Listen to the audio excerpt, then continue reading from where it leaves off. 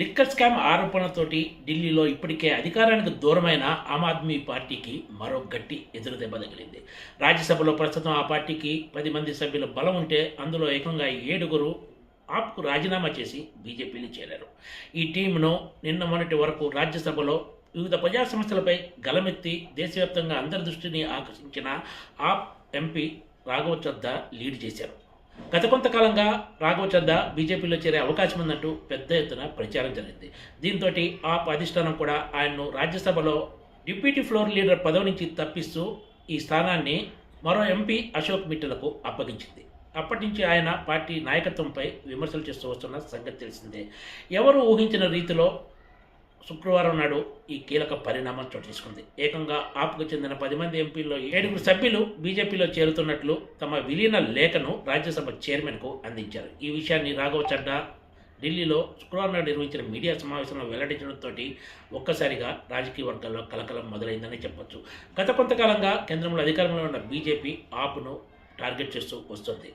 ఆప్ అధిష్టానం రాఘవ్ చద్దాను రాజ్యసభలో deputy floor leader పదవి నుంచి తప్పించి ఈ పదవిని మరో ఎంపీ అశోక్ మిట్టలకు అప్పగించిన సంగతి తెలిసిందే. ఇది జరిగిన కొద్ది రోజులకే ఆయనపై ఈడీ దాడులు జరిగాయి.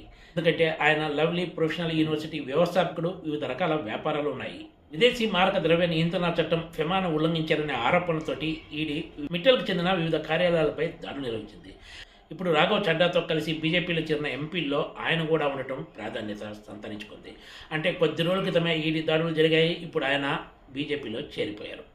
తాజా పరిణామం ఆప్కు బిగ్ షాక్ లాంటిదే. రాజ్యాంగ నిబంధనలకు అనుగుణంగా రాజ్యసభలో ఉన్న 10 మంది ఎంపీల్లో 3/200 మంది బీజేపీలో చేరటంతో వాళ్ళ రాజ్యసభ సభ్యత్వాలకు కూడా పెద్దగా ప్రమాదం లేదనే చెప్పొచ్చు. ఎందుకంటే అమల్లో ఉన్న నిబంధనల ప్రకారము 3/200 మంది సభ్యులు చేరుతుండటంతో వాళ్లకు అనర్హత వేటుపడే అవకాశం లేదు. గతంలో టీడీపీ రాజ్యసభ సభ్యులను కూడా ఇలాగే బీజేపీ విలీనం చేసుకున్న సంగతి తెలిసిందే. రాఘవ్ చడ్డా, అశోక్ మిట్టల్తో పాటు సందీప్ పాటిల్, స్వాతి మాలీవాల్, రాజేందర్ గుప్తా తదితర ఎంపీలు బీజేపీలో చేరిపోయారు. తన జీవితంలో 15 సంవత్సరాలను ఆప్ కోసం త్యాగం చేశానని, ఆప్ ఇప్పుడు సొంత ప్రయోజనాల కోసమే పనిచేస్తుంది తప్ప దేశ ప్రయోజనాల కోసం కాదంటూ రాఘవ్ చడ్డా సంచలన వ్యాఖ్యలు చేశారు. అందుకే ఇప్పుడు తాను ఆ పార్టీని వదిలి తన దారి చూసుకున్నట్లు చెప్పుకొచ్చారు. ఇప్పటివరకు తాను సరైన పార్టీలో ఉన్నట్లు భావించడం లేదన్నారు.